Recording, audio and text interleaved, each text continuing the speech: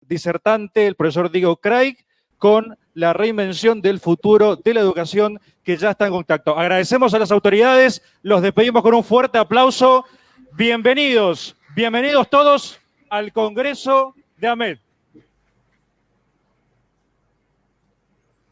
Hola, ¿qué tal? Buenas tardes. Para mí es un gusto poder participar de la apertura de este congreso, trabajar en este momento y que tan crítico, ¿no?, de lo que es este momento que estamos viviendo en la educación de todo el planeta, podríamos decir.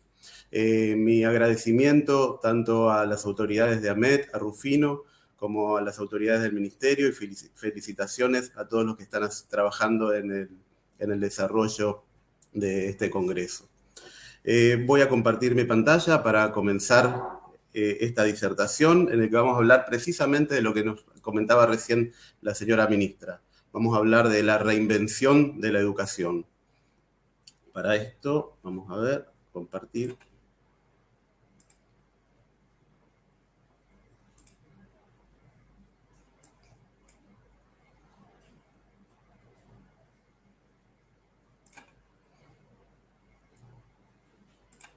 Ahí estamos. Entonces, esta charla se llama Reinventando el futuro de la educación y es una charla interactiva. Por lo tanto, les voy a pedir participación, que estén conmigo, que estén un rato para poder interactuar. Vamos a ver hasta dónde podemos interactuar hablando de esto que tanto necesitamos, ¿no? Pensar en la educación del futuro, esta educación que nos plantea el estar después de una gran pandemia o dentro todavía, pero esperemos que saliendo de esta gran pandemia. Hablamos de inventos, hablamos de futuro. Hablar de inventos lo relaciono totalmente con la educación técnica. Yo soy técnico egresado de una escuela técnica, me siento parte de este gran sistema que representa la educación técnica y me encanta la palabra inventar, me gusta la palabra inventar, la relaciona con la creatividad, con la innovación. Y como definición, inventar representa crear, diseñar, idear o producir alguna cosa nueva que antes no existía, ¿no? A veces esa cosa nueva puede ser puede ser formada con cosas que existen, pero en conjunto eso pasa a ser algo totalmente nuevo. Y aparte, en esta charla, la otra palabra que pusimos en el título es futuro, porque considero que como docentes que somos, tenemos que pensar en el futuro y tenemos que tener nuestra vista puesta en el futuro y claramente educar para el futuro. Algo que existirá, que sucederá en un tiempo posterior al presente, como dice la definición, pero que sabemos que muchas veces es un futuro incierto, pero hoy tenemos en claro unas cuantas cosas como las teníamos hace 20 años, cosas que teníamos claras y sucedieron, y en muchos casos el sistema no pudo reinventarse.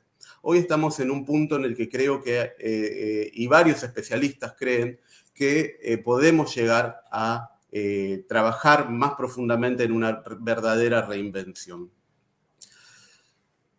La pandemia nos alteró nuestra realidad, nos alteró nuestra vida, alteró todo. Fue algo realmente terrible. Muchas personas perdieron la vida, muchos colegas también, muchas personas que están, muchos conocemos a personas que estuvieron con esta enfermedad. Por suerte muchos pudieron salir adelante. Pero bueno, el gran tema fue que alteró la forma en que avanzamos en la educación y no pudimos avanzar con la presencialidad. Como bien recién decía el ministro Mació, este contacto que necesitamos con docente-alumno para avanzar en esa formación integral se perdió. Yo soy un fanático, un motivador de la inclusión de la tecnología, pero también tenemos que tener en claro que lo social y lo presencial es fundamental. Por eso vamos a hablar a lo largo de esta charla de hibridez y de otras formas de integrar y de avanzar en esta reinvención de la educación. Y vamos a hacer un experimento entre todos.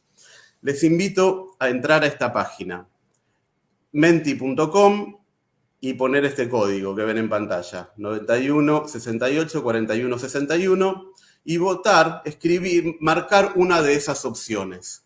Se lo vamos a poner ese código también en el chat para que puedan hacer clic directamente desde el chat de Facebook. Y les voy a hacer una pregunta. No quiero que la escriban la pregunta, quiero que lo contesten en esta aplicación que se llama Menti. O sea, van al navegador de su celular o de su computadora, escriben menti.com, les va a pedir un código, ponen ese código y eligen. ¿Qué tecnología crees que permitió la continuidad educativa masiva durante la pandemia en el 2020? El WhatsApp, Internet, Classroom, cuadernillos, radio, otro podría ser aulas virtuales, por ejemplo. ¿Cuál ustedes creen que podría ser alguno de estos? Tienen tres formas de acceder. Escaneando el código QR que están viendo en la pantalla con un celular. Después accediendo a menti.com. Y por último, accediendo a Menti y a este que aparece acá abajo. A ver si yo se los puedo poner en el chat. No, en pantalla no sirve, Fede, porque después no le pueden hacer clic. Entonces acá voy a ir al Facebook y se los voy a pegar en el Facebook. Ahí está. A ver ahí.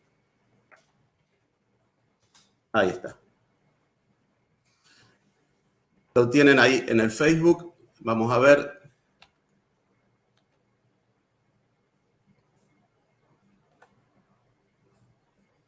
A ver. Los estoy viendo.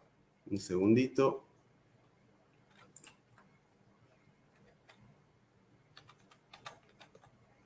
Ahí está. Muy bien. Y ahí estoy viendo cómo están votando. Excelente, excelente. Muchísimas gracias. Vamos, sigan votando. Mientras tanto, el código es 91 68 41 61. La pregunta era, ¿qué tecnología crees que permitió la continuidad educativa masiva durante la pandemia 2020? En esta actividad interactiva que estamos haciendo de todos y que nos permite esta tecnología de estar juntos en este momento, veo que tenemos una cantidad impresionante de votaciones que me están dando un parámetro, que vamos a tratarlo entre todos ahora. Ahora se los voy a comentar. Vamos, un minutito más. ¿Qué tecnología crees que permitió la continuidad educativa masiva durante la pandemia en 2020? La masividad estamos hablando, ¿no? O sea, llegar a muchas personas. ¿Quiénes son los que lo lograron? Vamos de vuelta a poner el link para que puedan votar algunos colegas más.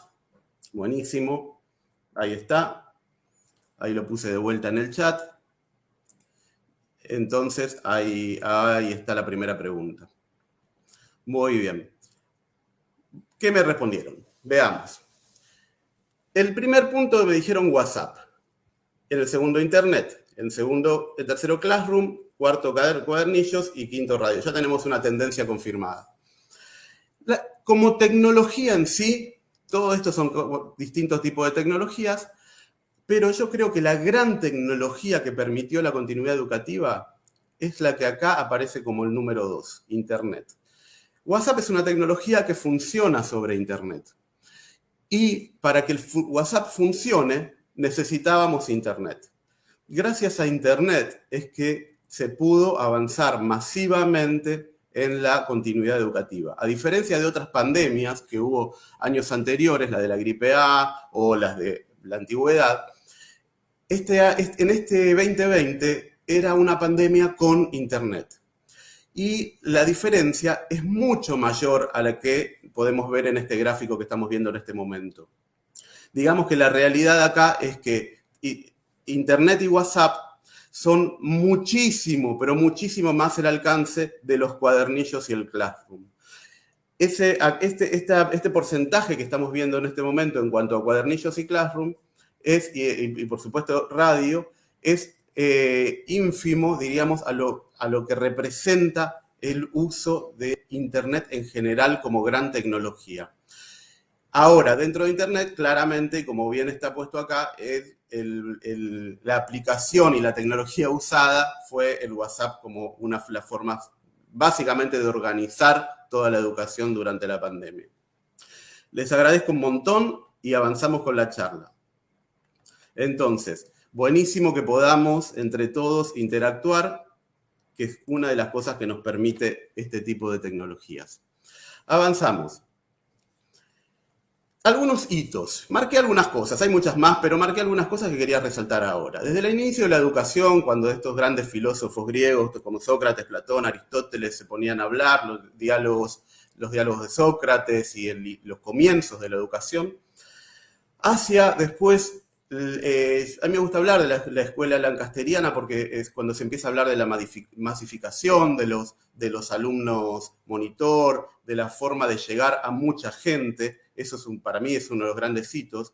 O cuando después Sarmiento nos incorpora en nuestro país el modelo educativo francés, ¿no? Con un modelo de educación inicial, primaria, secundaria, y después, por supuesto, llegando a la educación técnica más adelante. Avanzamos hasta el año 2000, aparecen las tecnologías digitales, aparece Internet. Y cuando aparecen las tecnologías digitales y aparece Internet, este sistema, que venía con un diseño de esos años anteriores, empieza con una crisis y empezamos a ver resultados que no nos satisfacen, ¿no? Empezamos a ver al final de secundario, alumnos con problemas de lectoescritura, por supuesto, ni hablar al final del primario, como base, ¿no? O sea, no podemos hablar ni de geografía, ni de informática, ni de otras ni cualquier otro espacio curricular si no tenemos una lectoescritura y una clara comprensión lectora. Entonces empezamos a hablar de esta crisis y aparece después, en el 2020, una pandemia terrible en donde esta crisis se profundiza, no solo manteniendo estos bajos índices en cuanto a lectoescritura, por ejemplo, sino acrecentando la deserción por los chicos y los padres que no pudieron seguir este modelo virtual que se implementó. Ahora, nos preguntamos, futuro, ¿todo igual? ¿Seguimos? ¿Qué hacemos ahora cuando la pandemia, por suerte, va disminuyendo? Y yo quiero hablar de esta pregunta. ¿Es posible la reinvención del sistema educativo? Les voy adelantando que creo que sí, pero ¿por qué lo digo? Es porque me voy a basar en que hubo otras cosas que sí se reinventaron y hasta fueron tan o más grandes que el sistema educativo. Por ejemplo, la reinvención de la ubicación. Les voy a contar cómo nos ubicamos en el espacio, ¿no? En el espacio físico. Y les voy a contar una historia. A mí me gusta hablar con historias y les quiero contar esta historia porque me parece apasionante. En el año 57, Rusia lanza al espacio el primer satélite, el Sputnik. Cuando Rusia se adelanta a Estados Unidos en esa pelea que había por conquistar el espacio a través de nuevas tecnologías, y lanza Rusia el satélite Sputnik. En Estados Unidos, una desesperación total. En primer lugar, porque no habían llegado a ese punto, y en segundo lugar, porque no sabían dónde estaba ese satélite, qué pasaba con ese satélite, y querían saber todo, dónde estaba, qué podía hacer, todo. Para eso empezaron a hacer muchos análisis y empezaron a trabajar en mucha investigación desde la Tierra, buscar mediante distintos tipos de cálculos matemáticos, observaciones, ondas de radio, buscar dónde estaba ese satélite. Estos científicos no se les ocurrió mejor idea que poner en la Tierra antenas apuntando hacia el cielo que iban captando unas señales que ese satélite obtenía y mediante triangulación matemática podían detectar la posición del satélite ruso. Lo lograron. Fue algo fantástico, increíble. Estábamos ubicando un objeto por primera vez, un objeto en el espacio. Pero eso fue algo muy interesante, pero un día esos científicos, tomando un café, y no den vuelta a su celular ni su computadora, están viendo una imagen que está al revés, yo la puse al revés, fíjense que el café está derecho. Un día esos científicos, tomando un café, dijeron, ¿qué pasaría si en vez de poner antenas en la Tierra para detectar un objeto en el cielo, ponemos antenas en el cielo para detectar objetos en la Tierra. Dar vuelta este paradigma, este modelo. Reinventar algo que existía. ¿Y qué hicieron? Pusieron satélites en el cielo. Estos satélites, como pueden ver, están en lo que se llama órbitas geoestacionarias, quietos en un lugar en el espacio, y en base a distintos cálculos entre esos satélites podemos llegar a ubicar la posición de un objeto en la Tierra. Si ubicamos ese objeto en la Tierra, estamos entrando a lo que denominamos el sistema GPS. Y el sistema GPS es una revolución de la ubicación. Me sale educación ya directamente, ¿no? De tanto que estamos, de lo que representa la educación en mi vida. Pero acá estoy hablando de la ubicación.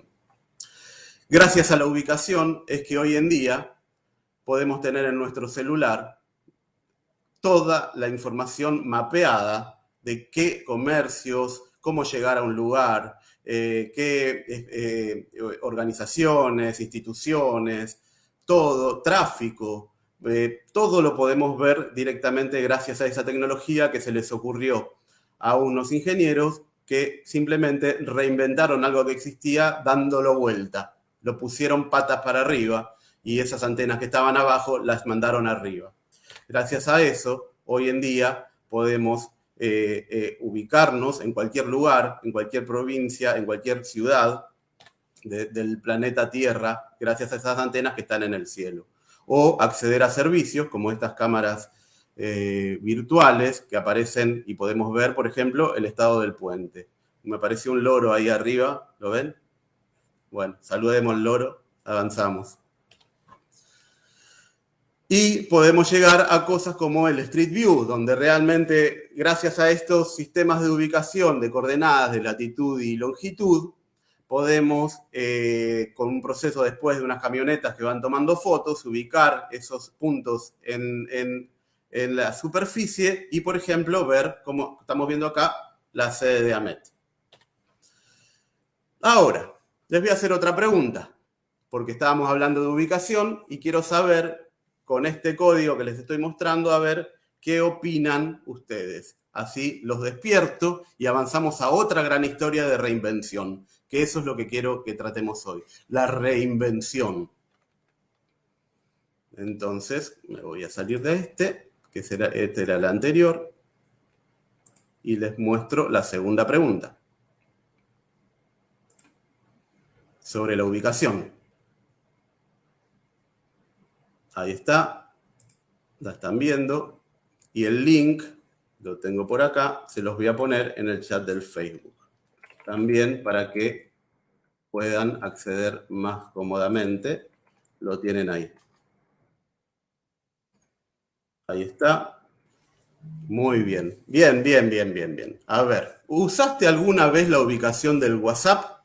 Les estoy preguntando esto, ¿no? Y me dice, nunca usé, sí usé la ubicación fija, ubicación en tiempo real o ambas. Les estoy haciendo esta pregunta para ver cómo cambió la forma en que manejamos la ubicación, que es lo que estamos viendo como un tema de reinvención. Entonces, lo estamos viendo ahí, vuelvo a poner, lo voy a pegar como un comentario mío en el Facebook de vuelta. Bien, muchísimas gracias a todos los que están participando. Esto es lo que le da valor a estas charlas, el poder interactuar, el poder conocer, saber que ustedes están del otro lado y trabajar juntos con estas posibilidades que nos brinda la tecnología y trabajar juntos estas temáticas tan interesantes que tenemos para tratar. Entonces, a ver, me está diciendo algunos no usé, otros sí la ubicación fija, sí la ubicación en tiempo real y sí ambas. Muy bien. Fíjense que ya tenemos más de 100 votos, excelente, muchísimas gracias. Esos más de 100 votos claramente está ganando el sí ambas. O sea, mucha gente ya está ubicándose a través de las ubicaciones en tiempo real. Y el otro día hablaba con mi hija y me decía que no se pasan más la dirección. No dicen la dirección San Lorenzo 421, por decir. No dicen la de dirección San Martín 733. Dicen entre los jóvenes, te paso la ubicación.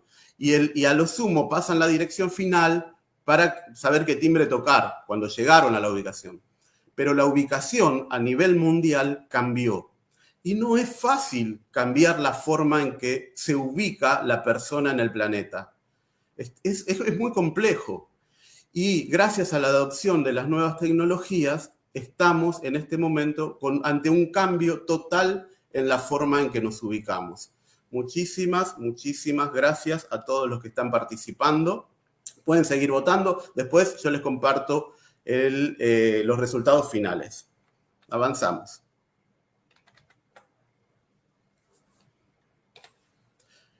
Entonces, hablábamos de reinventar la educación y como un ejemplo de que grandes reinvenciones se pueden hacer, les puse la reinvención de la ubicación.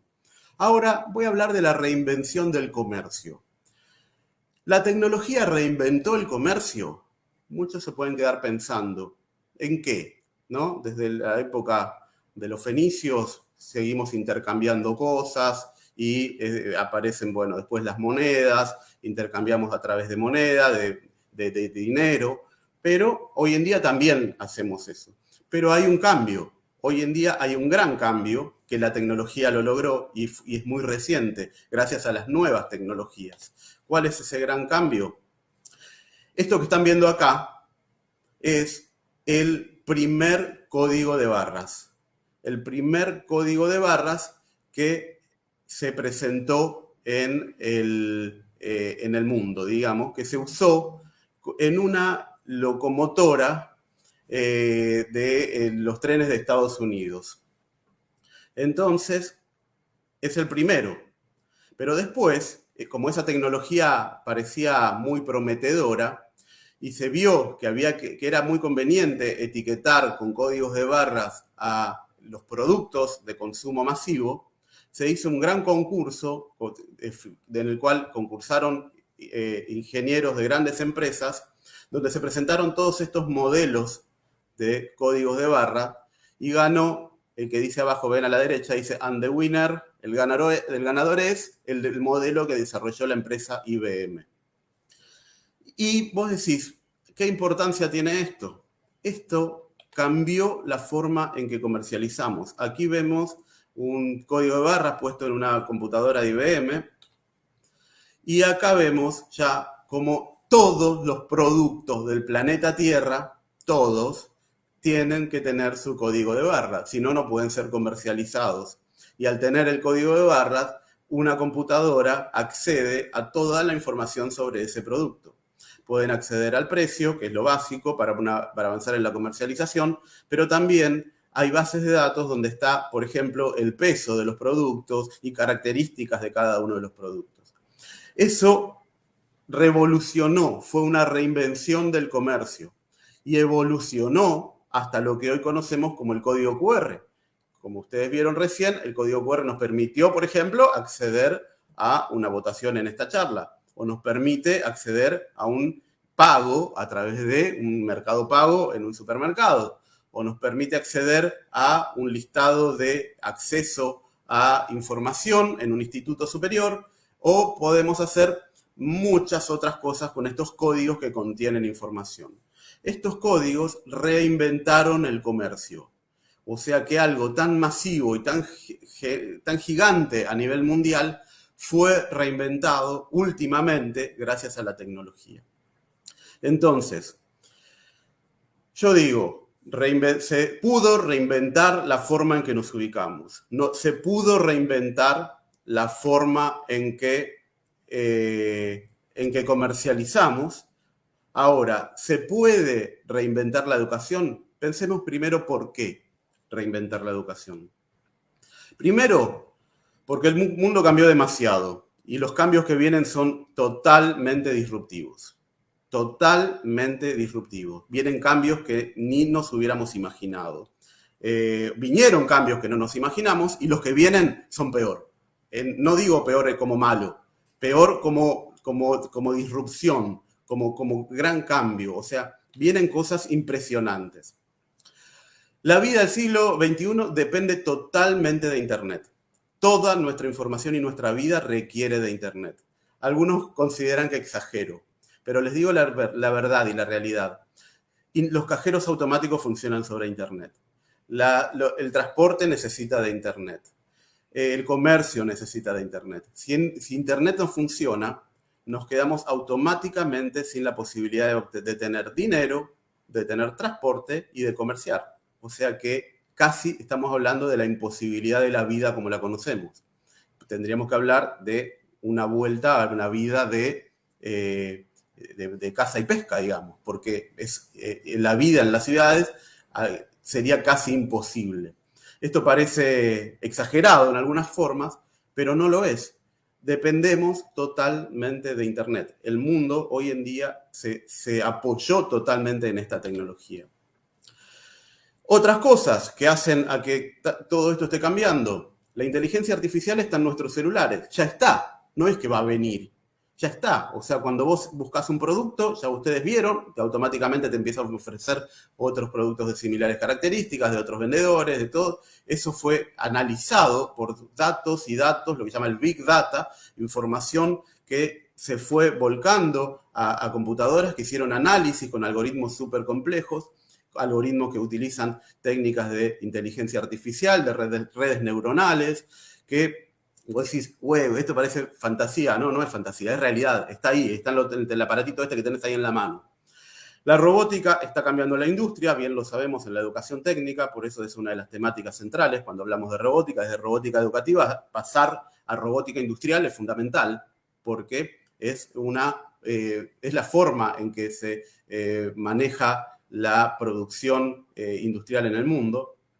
El metaverso es una realidad inmediata, o sea, ese famoso anuncio de Zuckerberg de Facebook el otro día, es una realidad que, bueno, se masificó en estos días, pero esa realidad ya viene desde hace tiempo y la realidad virtual es algo que se viene manejando, simplemente estaba faltando la masificación y viene ahora. Y la educación en gran medida va a pasar por ahí.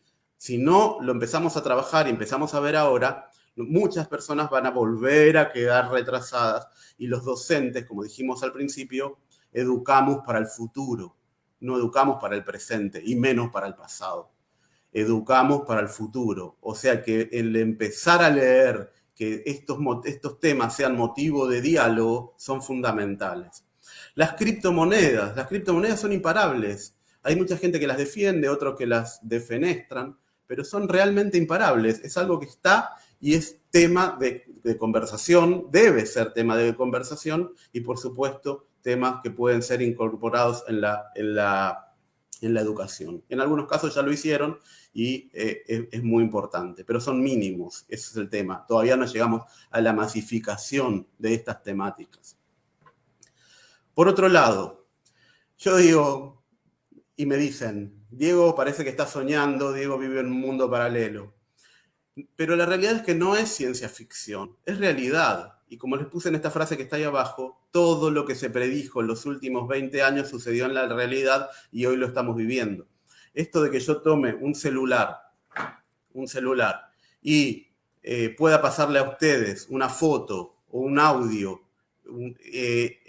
directamente, hace 20 años era imposible que no lo podíamos pensar. Parecía ciencia ficción.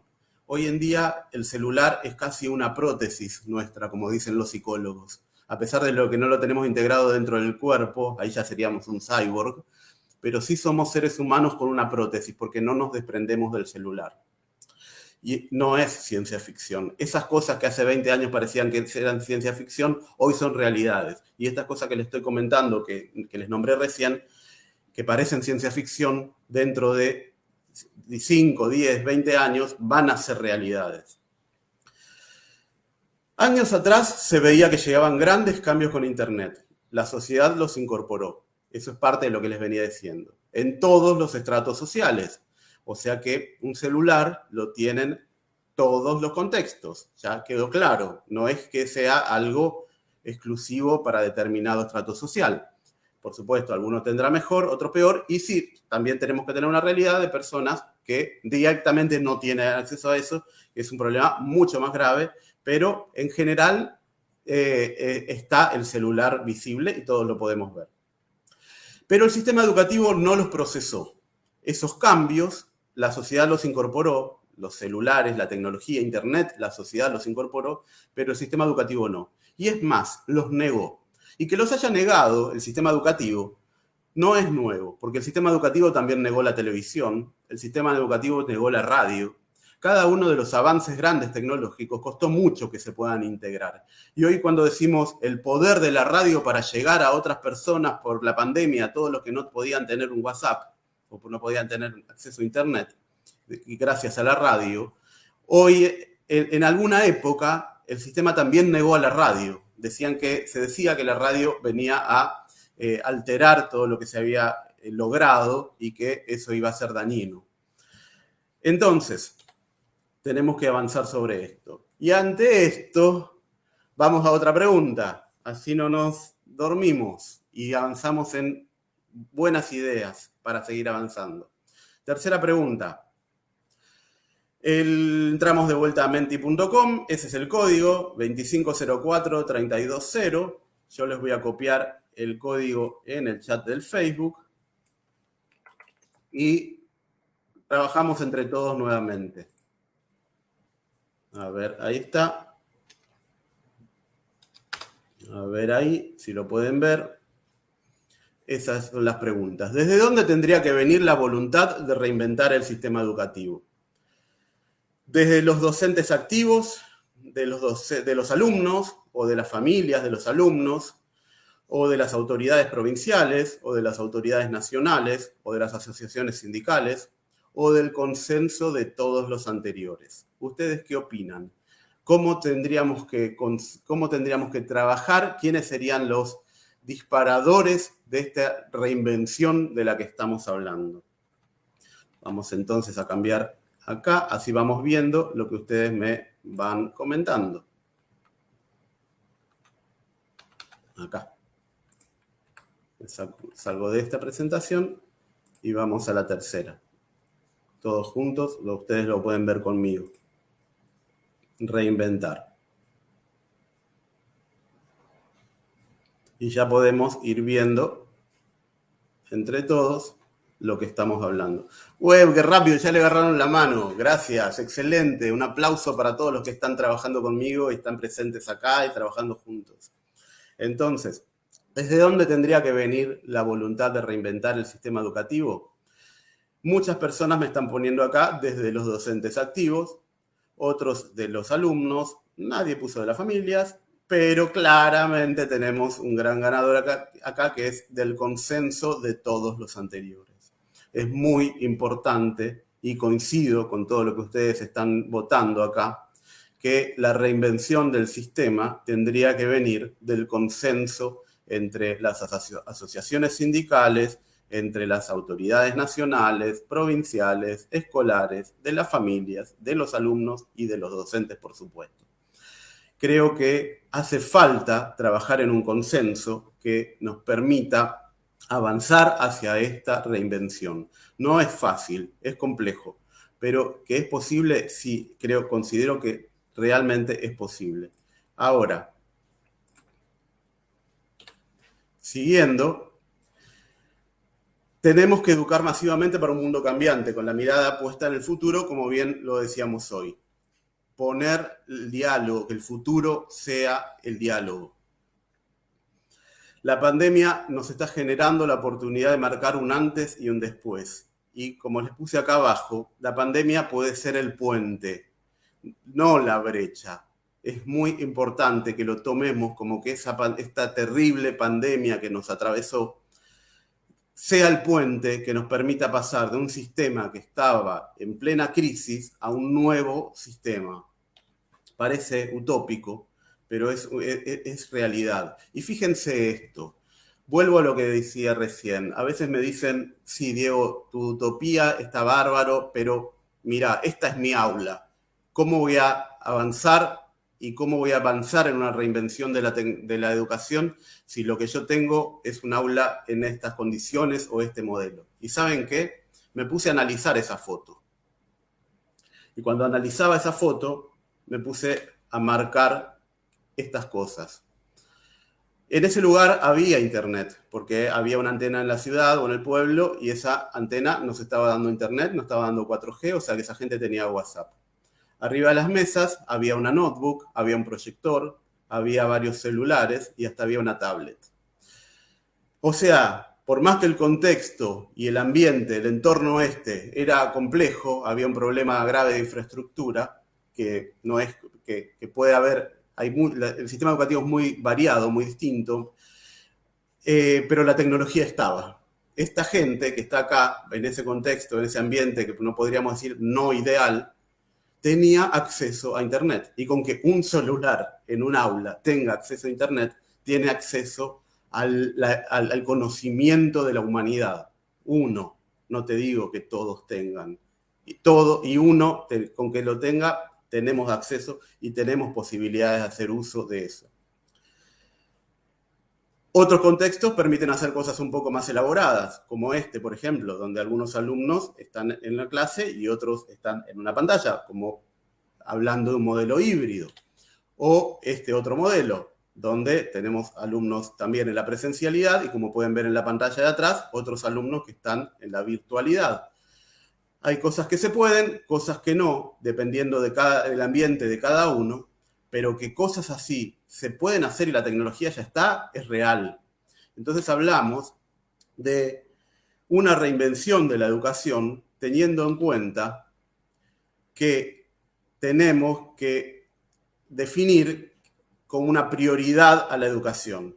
Como habíamos coincidido en las preguntas que hicimos hoy, definir consensos, que entre todos podamos definir planes ambiciosos, grandes planes de cambio, normativa que acompañe esos planes y una decisión política de cambiar, de que esto claramente no puede seguir así porque el modelo que veníamos usando fracasó.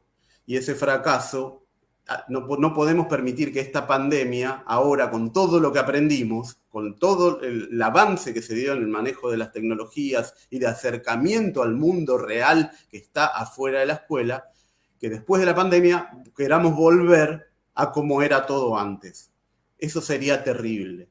Eso sería terrible porque sabemos que, como dice Laura Lewin en algún caso, en muchos casos se está dando como una especie de educación, un simulacro de educación, que no terminan educándose a nuestros alumnos, a nuestros hijos, y eso es muy, pero muy grave. Me gusta también la frase de Agustín Porres, de Fundación Barqui, que él dice que esta famosa frase que tenemos, que los cambios en educación llevan mucho tiempo, es falsa. Se pueden hacer grandes cambios y en poco tiempo. Se puede hacer si hay esta definición de prioridad, estos consensos, estos planes y esta decisión. Hay modelos ya desarrollados, muchos fueron muy exitosos, modelos híbridos, modelos ubicuos, o sea, la hibridez, esto de estar algunos en un lugar y otros en otro, de acuerdo a la necesidad. Yo le llamo modelo hub, esto es un invento mío, ¿no? Porque el hub, inclusive, yo lo puse por híbridos, ubicuos y basados en proyectos, el hub, que ven arriba. Pero la palabra hub en inglés significa centro, núcleo. Y ese núcleo, ese centro, para mí tiene que ser la escuela. La escuela es el lugar de socialización, el lugar de la formación. Pero el mundo no está solo ahí, el mundo está afuera también. Ahí tenemos como la teoría del conectivismo de Siemens, ¿no? Donde conectamos nodos, nosotros docentes y alumnos somos nodos que se tienen que interconectar. Y que la escuela sea el centro de esos nodos es central, pero que también tengamos claro que no es un compartimiento aislado la escuela. La escuela es parte de una sociedad que está totalmente tecnificada y atravesada por Internet.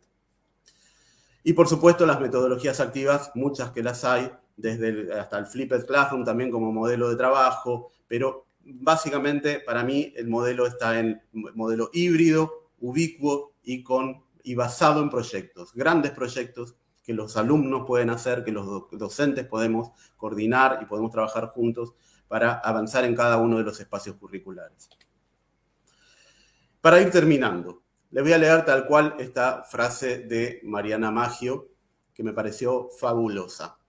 Dice, la vuelta a los edificios escolares no es una vuelta al mundo de antes de la crisis del COVID-19, porque sencillamente ese mundo ya no existe y esas escuelas tampoco. Nosotros no somos ni volveremos a ser los mismos. ¿Por qué las prácticas de enseñanza permanecerían inmutables?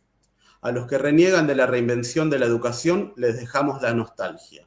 Yo quiero un mundo mejor en el que el que teníamos inventado desde cada clase. Muy bien, y coincido totalmente con Mariana.